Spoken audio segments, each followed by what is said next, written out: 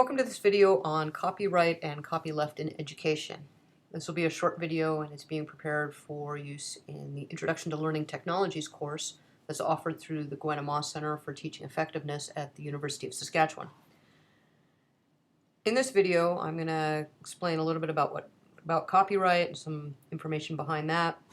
I'm going to talk about what copyleft is, and that's a term that's probably unfamiliar to most of you. And we're going to take a quick look at what Creative Commons is. So this is the definition of copyright from Wikipedia, and it's a legal concept enacted by most governments giving the creator of an original work exclusive rights to use it, usually for a limited time. Sometimes that time frame changes depending on what the work is. So, copyright and fair dealing laws and policies. These are really what educators have to deal with. So what can you do in education, what you can't you do, what can your students do? And the Canadian Copyright Act is what the umbrella legislation is that has to do with this. So the best thing to do is actually to check with the Institutional Copyright Office for your institution, and because this is aimed at the University of Saskatchewan, then, for specific policies pertaining to courses and work produced at the University of Saskatchewan. So this is what copyleft is, and again, this is the definition from Wikipedia.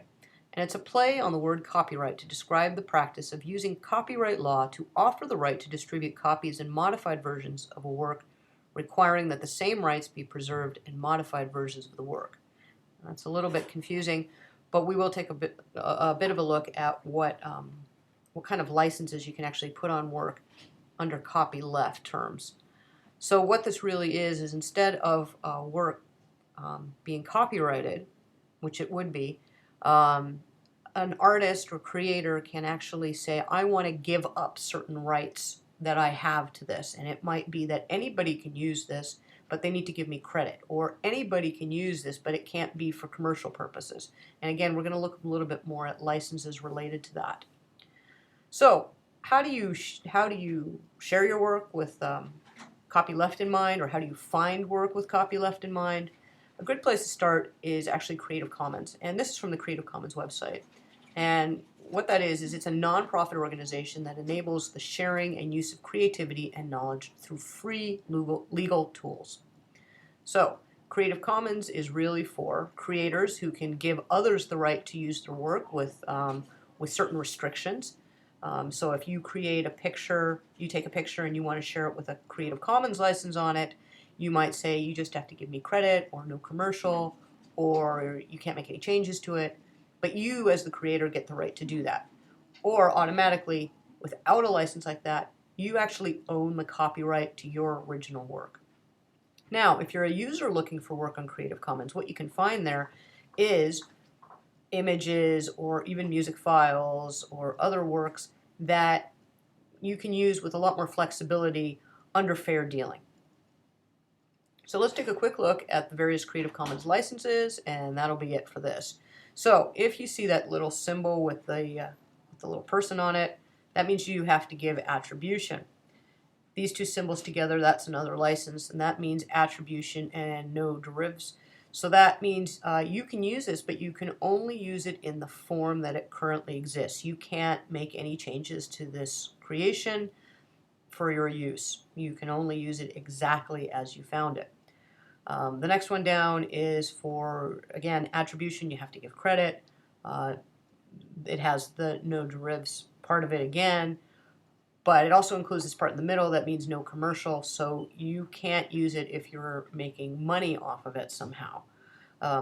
Education, if you're charging, say your university charges tuition, that's not the same thing. It's more that you're going to create a piece of, you take somebody's photograph, you put it on some t-shirts, and you go and sell the shirts. Well, if there's a non-commercial license on it, then you can't do that. This next one down gets rid of the no derivatives part. It's just attribution and non-commercial. The next one is attribution, non-commercial, and share alike, which means that not only can you not charge for it, but you actually have to make it freely available to other people. Your new work. So if you've made something and you've made changes to it, you need to release your work under the exact same license that you got the original work from. So if you take a picture, if you get a picture offline that has this license on it, and you put it onto another, you create another graphic with it, you can't sell it, and you have to make it available using the exact same license that this one was under. The next one gets rid of the non-commercial part, so it's attribution and share alike. So you might have this one, some people consider it, if you have any kind of advertising on your website, then you're using it actually for commercial purposes, even if people don't have to actually pay to get the work. This one, in the same situation, if you had advertising on your website, it wouldn't matter, as long as you were making it freely available to anybody who came to the site to access. So that's a really quick overview of copyright, copyleft, and what Creative Commons is and the various licenses. And that's it for now.